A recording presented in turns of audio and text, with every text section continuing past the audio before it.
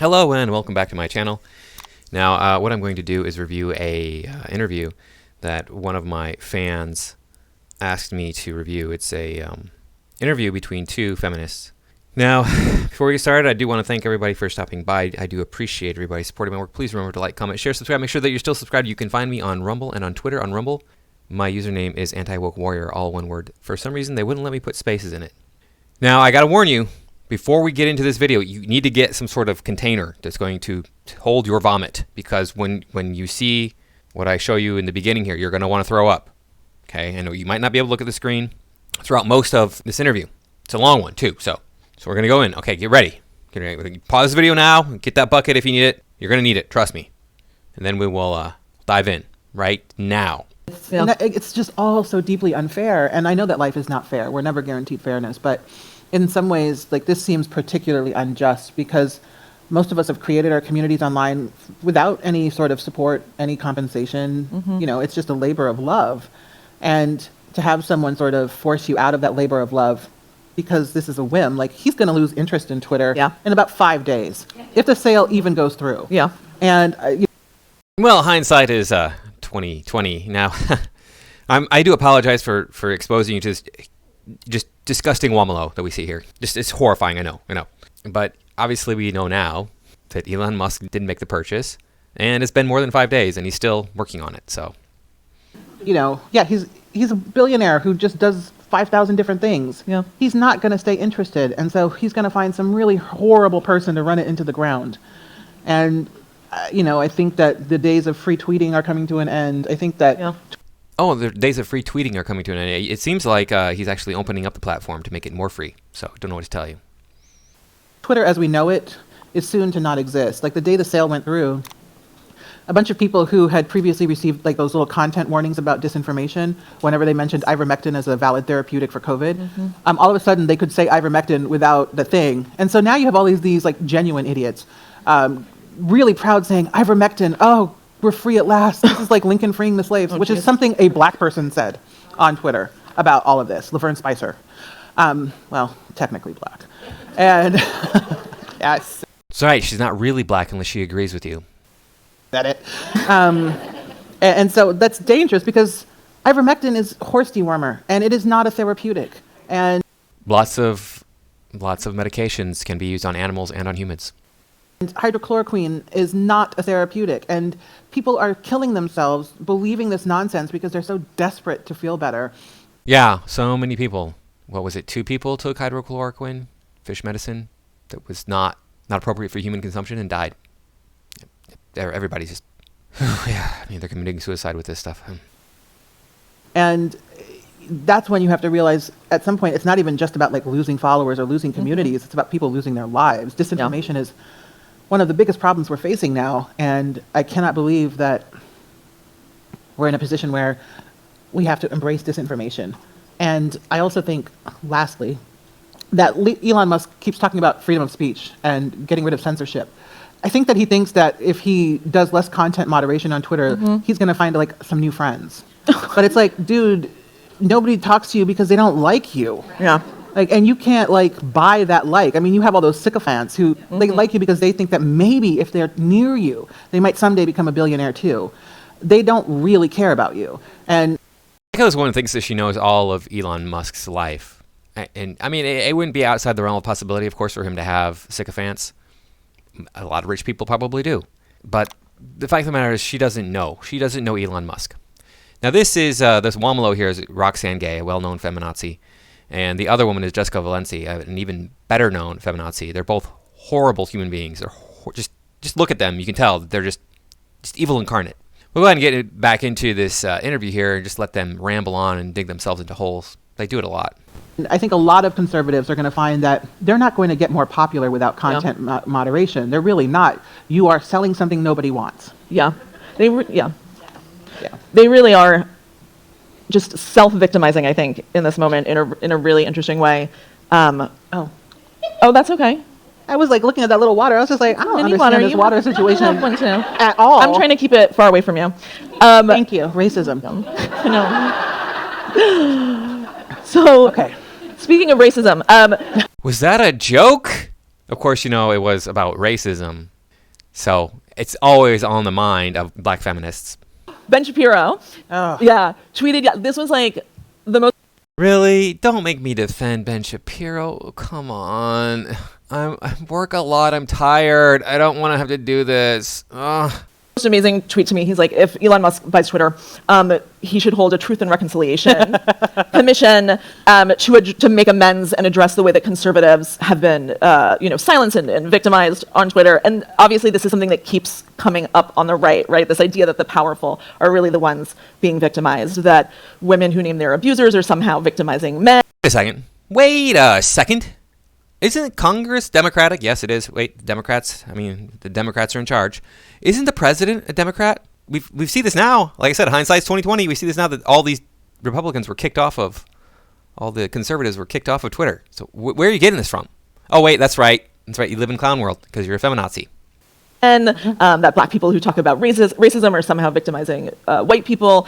And obviously that's not new, but it does seem to be a strategy that's really taken hold over the last year or so, and I'm really curious about what you think about it. Online conservatives in particular, but I think all conservatives are very much interested in persecution, and they have profound persecution complexes. Pot calling the kettle black. Holy crap. All I ever hear from these progressives is how the black man is being persecuted. Just believe that they're oppressed. And what that means is that I don't get to have everything I want, how I want it, when I want it. So, oh my God, that's oppression. Stop talking about racism. We've solved that. Doesn't look like she's ever skipped anything that she wanted, how she's wanted it, and when she's wanted it. You know what I mean? It's just so ridiculous. Yeah. And I think at some point, and that point is now, we have to stop engaging these people as if they're worthy interlocutors. They're not. Yeah. Stop talking to them. Why on earth would you engage with someone who says that we need to have a Truth and Reconciliation Council about Twitter? That's not... I'm sorry. Who was saying that? Because Elon Musk got rid of the Truth and Reconciliation Council about Twitter. You all wanted the Truth and Reconciliation Council to be part of the U.S. government, to go onto social media and tell us what we can and cannot say. Not a serious person. Yeah. And we also know that... Not a serious person, yeah. It's not a serious person who wants that. So what does it say about all of your entire group who wants this thing? They wanted it for the U.S. government, to police all social media. So what the hell? But he can't arouse his wife. So do people know what she's talking about? Okay. Do you want to explain, or I can? I mean, you can explain. This is legitimately amazing that he explained very seriously on Twitter that his wife, who is a doctor, told him that, because he was talking about WAP, like the song, and he said that his wife told him, "Don't worry, any woman whose vagina is wet has a medical condition. That is not a normal thing." He literally said this, and he said that. I don't know what Ben Shapiro tweeted. Apparently, this was some tweets he put out regarding what his wife said about a wet reproductive organ of a woman. And maybe she said to him, hey, if it's wet all of the time. This is my understanding that it's not supposed to be wet all of the time, only when it's stimulated. So, I mean, I don't know. I didn't read the tweets. I'm not going to be able to find them because they're like 2 years old, maybe more than 2 years old. This was a long time ago. Catching Ben Shapiro saying something that he shouldn't say, I mean, that's not hard to do. He says a lot of stuff, and he has a big ego. So, anyway. And he tweeted it very proudly. And so ever since then, we've all known, your wife told you that to make you feel better. You don't know why his wife told him that. You don't know. I mean, that he didn't know that vaginas get wet during sexual arousal at his big age? Again, you don't know. I mean, you're not giving me the full context here, so. That's an illness. He has never satisfied a woman a day in his life. Telling me that his wife is not satisfied. Why would she be with him if she wasn't satisfied? When a woman can just go out and get anybody. I'm sorry, but I can't talk. I really to a love man that who we ended can't- up there. I have to say. I don't listen to. I mean, both of these just hideously unappealing women have somebody that makes their reproductive organs WAPs. And who don't know how to have sex well. That's not. That's a good. And which is to say, that's a lot. I listen to a lot of men. I listen to like 3. And in general, I have to vet them personally. I'm like, okay, now you may speak. I love you, Roxane. I love you so much. Can you imagine if a man were saying this? I don't let women who cannot satisfy me sexually speak. They're not allowed to have an opinion. I don't engage with them unless they can satisfy me sexually first. All social media would lose its mind. Trying to keep it together. I think what's so hard about this conversation and the way that conservatives right now are treating accountability as oppression, right, is at the same time that they're talking about free speech or cancel culture and things like that, we're seeing these laws get passed, the Don't Say Gay laws, and these laws that are prohibiting teachers from... Yeah, don't say gay. That's what that bill's all about. Wow. These people just will not open their eyes to the truth. Talking about very basic facts about our country's history with very basic facts about our country's history, really, like 1619. And that's the truth, right? What are these other so-called facts? Oh, I know. That black slaves built the entire country. There's another one that they like to throw out. That this land is stolen. There's the big one that's been going on for a long time. No, it was fought for. Racism. Where do you see this going? Like this is feeling really scary to me. I think it's feeling really scary to a lot of people. I think that's the real problem. Like we have, and which is why I say don't engage bullshit. Because there's so much real stuff happening that's very terrible that we need to engage with, and most of it is happening legislatively. The thing about Republicans is... Can you mention any of these things? Do you want to maybe give a list of them? They are very effective at messaging. In like a matter of years, they have shifted the way that we engage with the phrase fake news, such that let's not trust mainstream media. Anything we don't like, oh, that's fake news. That's not. Yeah, it's the Republicans doing that. It's not the Democrats. They never do that. And from what we've seen from CNN, MSNBC the last 8 years, it's just like lie after lie after lie. Everything. The Covington kids, that was a lie. Jussie Smollett, that was a lie. Kyle Rittenhouse. Oh, Kyle Rittenhouse is like lie, just 100%, 1,000 lies. George Floyd, lies. All of these things they're lies. Real. They've done it historically with things like global warming. Global warming is what we should be calling it because the planet is getting hotter and hotter and hotter. How is it possible that I actually agree with a feminazi? This is crazy. So a consultant named Frank Luntz put together a focus group and came up with the phrase climate change for conservatives. And then, of course, created this whole memo to tell conservatives how to talk about it because climate change sounds more... As my understanding, it's actually created for Democrats. The term was created by Democrats for Democrats so they could sell it to Republicans. Because Republicans were going, yeah, this is not happening. It's not happening. The globe is not getting warmer. Winter still happens. Well, that doesn't mean it's not getting warmer. Or gentle. It's a shift. Climate changes. Oil drilling is now oil exploration. So that energy companies can lobby more effectively to basically rob the planet of all of its natural resources because drilling is violent, but exploration is adventurous. And so they do this time and time again. They're doing it currently with critical race theory. Critical race theory is merely the idea, which is accurate, that systemic racism exists and that it does not exist, and CRT is actually the idea that whites need to be oppressed. Ibram X. Kendi said this perfectly. He said that the only remedy for past discrimination is present discrimination. The only remedy for present discrimination is future discrimination. Now, if you need clarity on that, let me explain to you. What he was saying is that, hey, look, in the past, there was discrimination against black people. The only way we fix that now is by discriminating against white people. And in the future, the only way to fix the present discrimination is to discriminate against white people. These people have their heads so far... Oh, her ass is huge, so, I mean, it's lost in there, right? influences every aspect of our lives. That's all it is.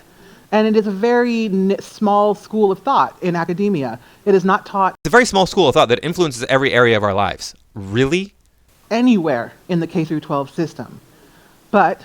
Perhaps not formally, but it's all over the place, as we just saw in my previous video. If you haven't seen that video, that's an amazing video where I actually bring up videos of people telling their experiences, bringing up even evidence, showing it on screen, their experiences with CRT in schools.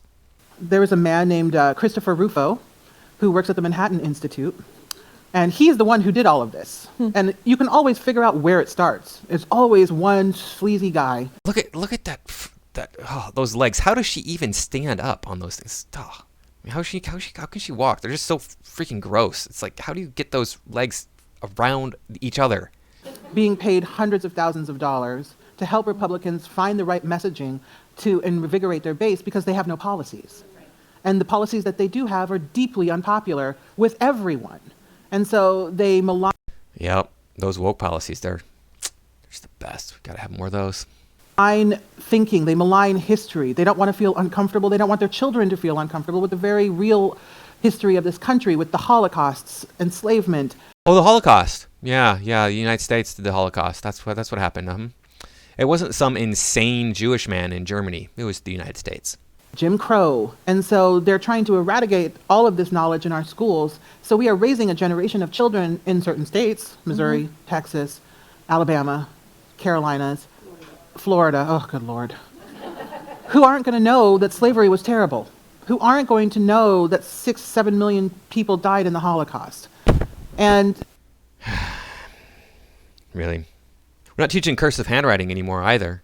But you know, the fact is like, hey, I'm from Illinois. That's where I went to school. I had grade school, junior high school, and high school in Illinois.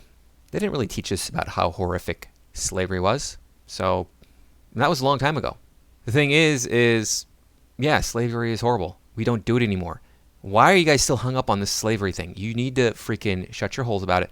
My ancestor fought in the Civil War for the North. What more do you want? I know what you want. You want everything. You want to be the Kangs. No, you don't get to be Kangs in this country. We don't have kings in this country. That's terrifying. It's truly terrifying. And then even worse is the legislation that they're doing to try and legislate transness out of the world. In Missouri, they passed a law saying that you can go to prison if you give your child gender-affirming care. Oh no, heaven forfend that we not allow parents to have their children subjected to mutilation. You know, it's illegal in this country to mutilate a woman's genitals without her consent. But nearly every baby boy has parts of his reproductive organs removed, and nobody's up in arms about that. Well, I am. It's ridiculous. It's ridiculous the way we treat men in this country. And she's up here complaining about how, oh, women are so oppressed. It's so terrible. Oh, the trans people.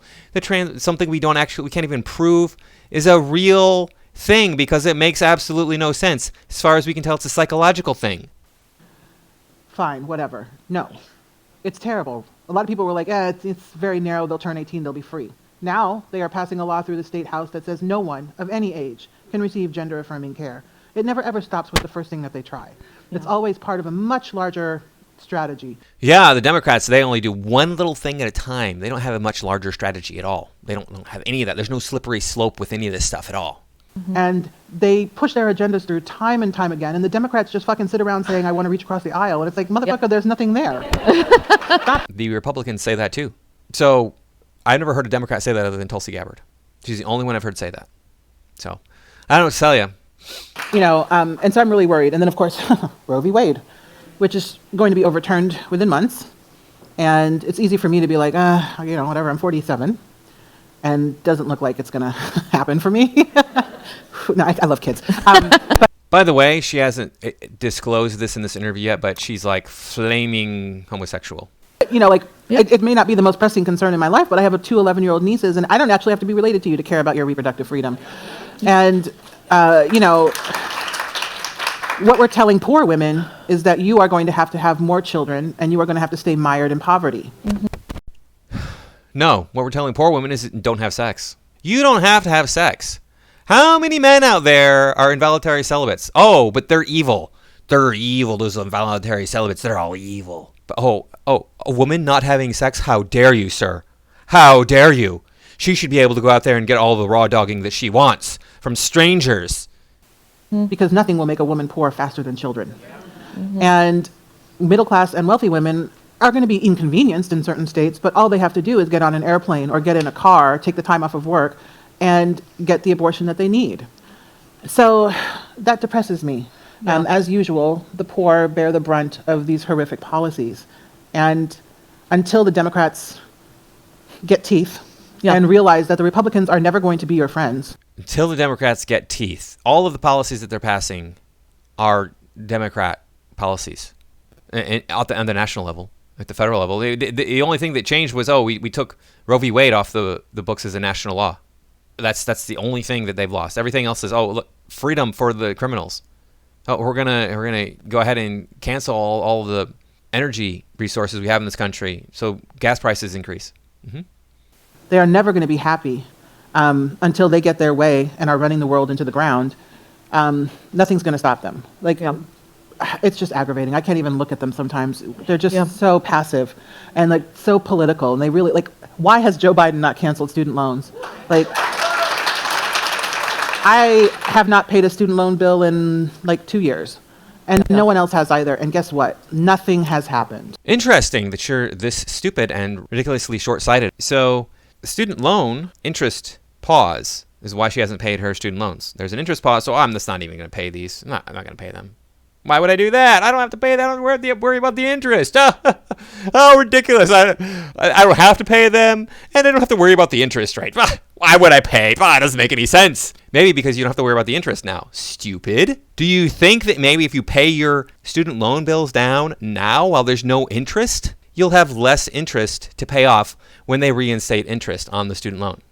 I made every one of my freaking payments on my student loans during the pandemic, during the interest pause. And they even sent me an email saying, hey, oh yeah, you don't have to pay this right now. I mean, seriously, don't, because if you pay this down, they even actually said, if you pay this down, like, you're going to have a lower payment when we go back to charging you interest. And we don't want that. I mean, they laid it out like really obvious for me. It's like, I know what's going to happen. I mean, I'm not stupid. I figured this out on my own, but you don't have to tell me that you're going to. Wow, this is the problem. These people vote. These people right here vote. These things, they vote. They don't know that they should be paying on their student loans when there's no interest being charged. Wow. But I mean, this person obviously doesn't know how to put the cheeseburger down either. So.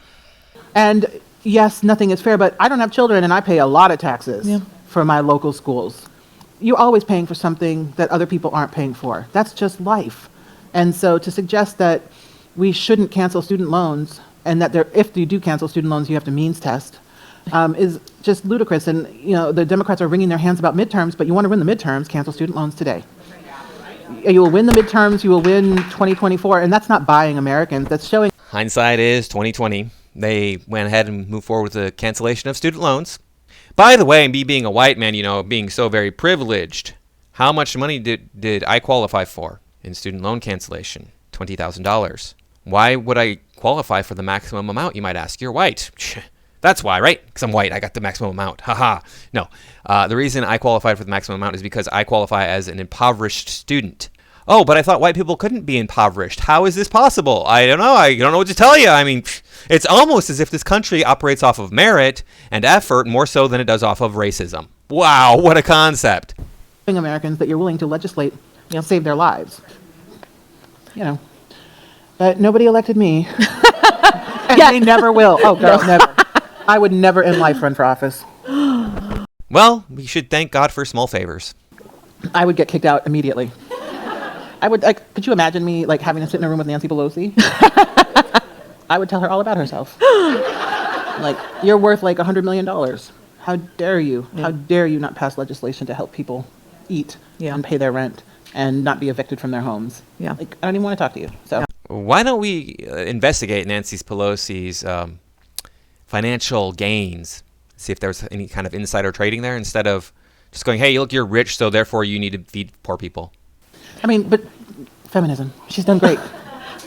This feels like a good time to talk about optimism. I think so. Yeah. I mean, I do think that in order to do this work, you do have to be sort of an optimist at heart, because the assumption is that things can change, right? That things can get better. But obviously, it is so difficult right now, and it does feel so grueling and disheartening. And I'm just wondering, what do you do to keep yourself optimistic? And that coming from a woman who is on a national stage.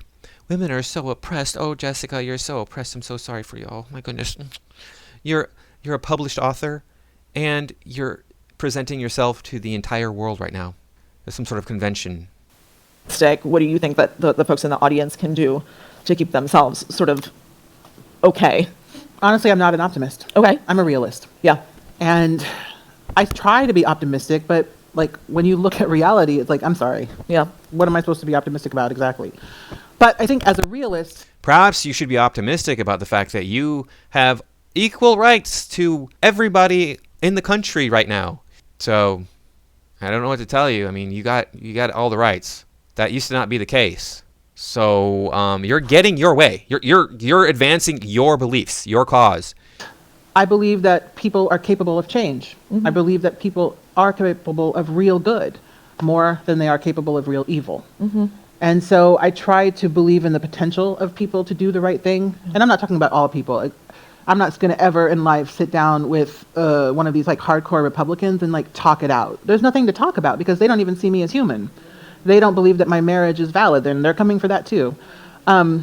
I believe in talking to people who are perhaps apathetic, who are angry. See, there's another thing that her side got advanced. She is married to a female. So that was not the case. For most of my life, that was not the case. Who feel disillusioned and disenfranchised, and probably are being disenfranchised. And I think those are the people that we have to reach. And I am always optimistic that it is possible to reach them and encourage them to be more participatory in our democracy. And it's also okay if they don't want to be, because I think there are a lot of valid reasons to opt out. I may not agree with that, but I certainly have to respect where some people are coming from. And I'm also just optimistic. I think that Gen Z is adorable. Yeah. They're just so Absolutely. cute. And I know they would be like, stop calling me cute, but it's like that level of energy that they have. And like, they'll just tell you about yourself all day. I teach college, and it's a lot. It is a lot. So you can see why these ideas are being foisted upon us. She teaches them at a school. They know everything, and they have great politics, and they are very radical. And I think that's refreshing. Yeah. And I am deeply happy to see that there is a generation of young people, and it's not all of them, of course, but there's enough. They're tired. They're tired of doing drills in their schools just in case. Like one day, I was playing with my niece at my house, and she crouched down under the coffee table. And I was like, what are you doing? And she's like, oh, I'm practicing my shooter drill. Yep. And so I called my sister, and I was like, do you know that she's doing a shooter drill? And she was like, oh, yeah, they go over it every quarter or whatever. And that we have normalized things like gun violence in this country to the point where instead of solving gun violence, we're like, let's teach the kids how to avoid bullets, is grotesque. And again, it's a real failure of morality, of legislation. And these kids are done. I think it started with Sandy Hook. Yep. And that's when I knew that gun violence was never, ever going to be addressed. Because when wealthy white children die and white people are still like, give me my M16. Yep. Well, okay. All right, that's it. Yeah. So, I mean, it's still not an optimistic answer. No, that's okay. I mean, listen, it's hard. My daughter has been doing drills since she was 2 or 3 years old in preschool. It's a very real part of her life, and conservatives want us to believe that it's more dangerous for her to hear that gay people exist than to be traumatized over and over in her classroom and think about. I mean, they've invented. Okay, well, if you don't like that, Jessica, why anybody would come near you with their reproductive organs, why any man would just like present that to you. Just, I mean, mine, just looking at these two, has crawled back up inside of my body. I don't think it's ever going to come out. But if you don't like that, you have enough money to homeschool your child or to put your child into a school that doesn't do those things. I don't know what to tell you. Backpacks for children, so that children can hide under their backpacks. Yeah. Really, why aren't we giving children Kevlar vests, Kevlar jackets to wear to school? You know, I mean, if you think that's bad, I mean, we could just go all the way. Yeah. But that's okay. I mean, we all have our issues. And we were all, but and we were all like that. Oh, always. Like when you're young, like you do have, and this sounds condescending, no, but like you have so much going on, and you lose some of it. I'm sorry to say, like you really Unfortunately, you do. But whenever like my students, like the other day, a student said something to me in like this sort of like new way of using language, and it was like, I don't feel like you engaged me with grace. And I was just like, oh wow. Like, part of me was just like, what the fuck are you talking about? How dare you? But another part of me was like, take a deep breath. So now you know what we all think when we listen to you spew that vomit out of your pie hole. Just take a deep breath. I mean, you know that she's made a mistake, but she wants to sort of like to process this. And then I had to remind myself of like what a pain in the ass I was at 19. Yeah. Thinking I absolutely knew everything, and that I was just the voice of wisdom. And so I embraced her, not physically, I don't do that, but we talked it out, we worked it out, and she's a great student. She's one of the smartest people I've ever worked with. Oh, yeah, of course. You would think a 19-year-old is super smart. Mm-hmm. Said, these people vote. I always just remind myself, like, we've all been there, and it's not my job to break that. Yeah. The world will do it on its own. Like, yeah. It's my job to sort of help students figure out how to think and how to express themselves, not what to think. And really, that's interesting, since you seem to be telling me what to think this whole time. It helps, yeah. We're all very interesting at 19 We through are. 25. Well, I think what's really interesting, I'm on TikTok like way more than I should be. And one of the things I see them talking about a lot actually is domestic work, which is not something, and childcare, which is not something I ever thought about when I was a young person. But that this generation is actually like they're seeing their mothers do the brunt of labor in the home, or they're seeing the messages that they're getting, and they're like, I don't know that I want to have kids. I don't know that I want to do this. Like, I may opt out of this whole situation because this looks really unappealing to me. Yeah. There's some really interesting things going on with this generation. And yet somehow, statistically speaking, women, since they entered the workforce en masse, have become less and less happy. It's to sex, sexuality, and family.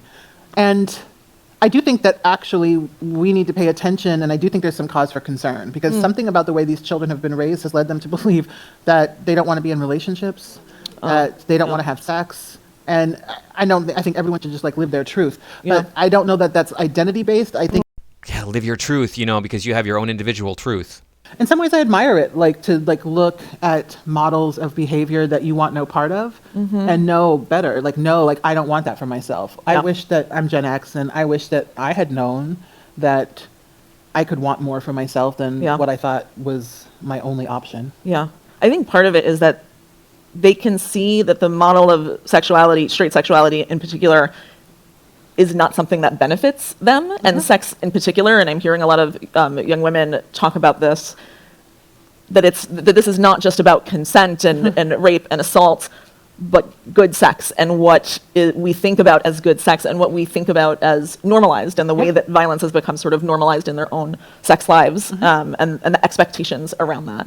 And I'm glad to see that conversation I am too. happening. I think it's a super healthy conversation. Yeah. And also, again, I love that they know that they deserve to have pleasurable sex, Yes. and that if they don't want violence to be part of that, Yes. they don't have to. They don't have to put up with it. That's just so refreshing, and it's sad that it's. Yeah, I knew this, so I'm not a Gen Z. Like, these two women, this is why they became feminazis, because they were clearly abused in some way when they were younger regarding sex. This long for women to begin, and also men, and people who are non-binary to begin to process that you get to have autonomy. Like when we talk about bodily autonomy, like let's really talk about it in more than just the context of reproductive freedom. Yeah, absolutely. I want to go back to domestic work for a second, because so many women, millions of women, have left the workforce in the last 2 years. And something that's been really frustrating to me is that whenever I see it covered in the media, the framing is the pandemic forced women out of the labor force. I know, they're shitty husbands. Exactly.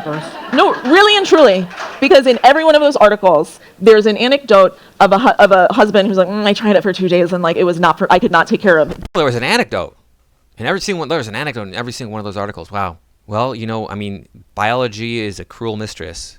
Women are better suited for raising children. Men are better suited for going out and slaying the dragon. These kids he kept sending the kid in to interrupt me while I was on a Zoom call. I read that article. I talked some shit about it on Twitter, and she messaged me. Oh no! Yes. Well, no, I didn't say anything rude at all. Yeah. I was just like, I don't know that I could stay married to that man. Yes. And so, and this is Oh where my goodness. journalism comes in. She DM'd me like that. Oh It my. was just one day where that happened, and the journalist warped it. And so because of that, I actually went and I did correct my tweet and said, guys, guess what? He's a good guy, because they're a black couple. I would not have done that for anyone else. That's racist. I'm offended. Oh, racist much, yes, of course. And did you see what she admitted there regarding this article? This article was serious hyperbole. It was dishonest, just like we see with all other left-wing media. Not that right-wing media is much better, but still. Right now, anyway, between the two of them, it's just like night and day difference, honestly. So yeah, you can't trust even these articles they're putting out where they're saying, oh, look, he sent the kids in every 5 minutes for me to deal with, and this happened throughout the entire pandemic. No, that wasn't true. It actually happened one day. Yeah, but when a father steps up, of any father, let's acknowledge it. Yeah. And, let's not let this poor guy be maligned because the journalist wanted to tell the salacious story instead of the real story. And so just know that brother's raising his children and doing a very good job. I will use a different anecdote next time, but it but it really does feel like it wasn't the pandemic that forced women out of the labor force. It was male partners who refused to do their fair share. Absolutely. And we talk a lot about. Of course, it was all the men's fault. They refused to do their fair share. That's what did it. It wasn't the fact that men on average earn more money than their female counterparts. So the women were like, you know what? Somebody's going to have to stay home, or somebody's going to have to give up their job during this time. it's going to be me. Or perhaps it was the fact that women work in jobs which were cut during the pandemic, whereas men are more likely to work in jobs that were not cut during the pandemic. What a concept. It had nothing to do with actually men being jerks like you want to say. About policy shifts, but I'm wondering how can we really talk about a culture shift where it's not a given that men are just, and like, yes, not all men, but like most of them are not doing this childcare, and that it's not expected to the point where like you have that anecdote in these stories in articles and still that's not the framing. Yeah. I mean, I think the best solution for most women's problems these days is lesbianism. I do. Which is not to say that it's paradise, but it's pretty close. Any man that you could attract would not be a man that anybody would want to be with, period. That's why you think it's paradise to be with a woman, because for whatever reason, you managed to snag some poor, hapless female, convince her that she was gay, and then that she wanted to crawl in between those thighs. Man, I don't know what it will take to get men to step up. Yeah. And to step up truly, not just like, hey, I vacuumed or I took the kids to the park. I'm like, yeah, they're yours. You know, like, and it's not, you know, one of the things my mom loves to say, my parents have been married, it'll be 50 years in December. Yeah, they're wonderful. And my dad, I actually did grow up seeing a dad, he worked outside of the home full time, but he did, for a man of his generation, he did a fair amount of housework, and he absolutely was an active parent. And my mom always said there's no such thing as 50-50 in a relationship. Sometimes I gave 30 and your father gave 70%, and sometimes I gave 90% and he gave 10. Relationships should be 100-100, stupid. And, you know, it's about shifting and balancing, and I wish that we could teach people to have conversations about what the balance of labor in a relationship can and should look like, and to stop measuring it by 50-50 and all of this sort of nitpicky accounting that I see some of my friends do with their partners. Yeah. Like, I watched the children for 37 minutes today, so, like, how are you counting that? Yeah. And, you know, when I think about, like, in my own relationship, we don't have kids, but we have a dog, and he is high maintenance. But we still have 2 houses because we go back and forth between. Wow, you're so oppressed. You're women, and at least one of you is black, and you only have 2 houses? Oh, man. How do you ever survive? Me being a white man, I should have, like, then more houses than you, right? That's how this works? Yeah, I have 0. And it's a lot of work. Like, last night she was like, I need a break. And I was like, I can tell because you look tired. And, you know, it's an ongoing conversation, and we have to always check in with each other and sort of make sure that we're distributing the workload, such as it is, between like 2 also very demanding careers. Yeah. And the only way it works is because we have these conversations. But the other thing, and more people need to be transparent about this, is that we also throw money at the problem. Yeah. You know, we have a housekeeping service, feminist, woman-owned, Yay. I would never hire them. equitable wages and health insurance, who clean up Which is the law, stupid. once a week, or twice, depending on whether my parents are there or not, because they live with us part-time. And, you know, it's interesting that a lot of these women in these articles, they weren't actually talking about working class women. They were talking about a lot of middle class women. One of these women was a CEO. Yeah. And I was shocked by how little conversation there was around, like, you know, like, what is really going on is that because of COVID, your in-home help had to leave. And all of a sudden, you were left with trying to figure out, how do I pick up the pieces? And that's a really big part of it. And I would love for people to be honest about that. Because when the people that you hire to help you run your life can no longer be there for however long, that responsibility falls back to women immediately. Yeah. And the sort of brain drain that we're seeing, and it's still happening, it's another reminder that in many ways our culture still treats women as if we are only supposed to be on the domestic front, and that when we dare to sort of tiptoe into the professional world, that's temporary. It's contingent upon not having to take care of our domestic responsibilities. And it shows that we have not gotten very far from the 50s and 60s. I don't understand it. I thought I'd never sort of have been under the illusion that we've solved. Well, let me explain it to you. Women are better at domestic work than men are. Women are better at raising children. Somebody has to raise our children. Now we develop some sort of backward society that says, hey, give your children to strangers and let them raise them. Doesn't make any sense to me, but why would you have children if you didn't want to raise them? Okay?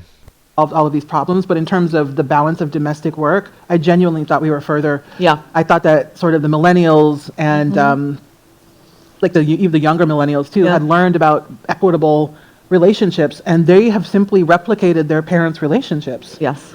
It's really distressing. And if I was a young woman with children and a husband and I had to leave my job, Yeah. Yeah. I would probably leave my marriage too. Truly. Yep. Don't honor your commitments.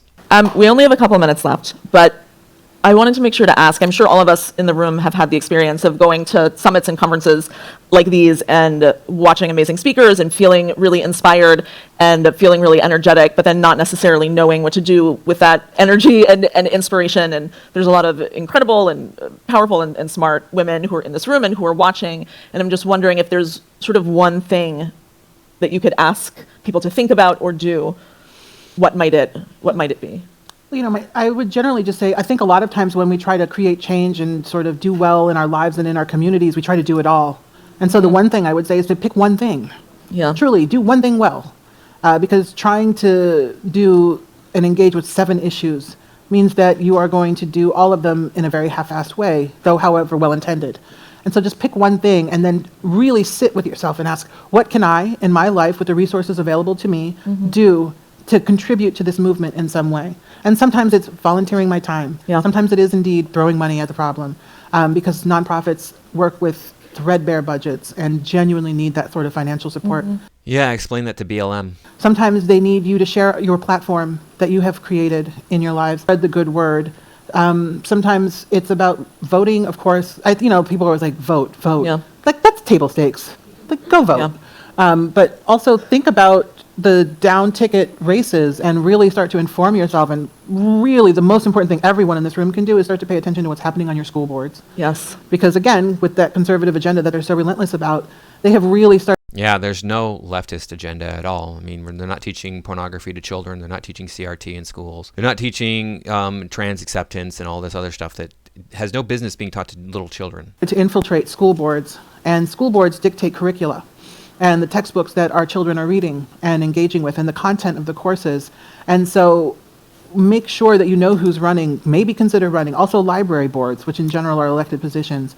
Start really paying attention to these things, because a lot of the change that we can make, that we can feel, is going to happen in local politics. Not so much as in federal, because especially in the Senate, like, those people are gone. By the time you get to the Senate, you have lost all of the good that you may have once had. No, truly, the amount of compromise that you have to make to be a politician at the federal level in this country, there are just no good people there. There are less bad people. And then, no, there are some, there are 5. There are 5 good congresswomen, and maybe 1 good congressman, and no good senators.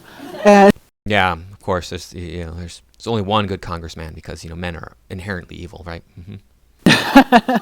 and so, really start to pay attention to what you can do on the local level and really get to know your local candidates, because they not only are shaping the policies that affect your life on a day-to-day basis, they're shaping the policies of that will affect your neighbors.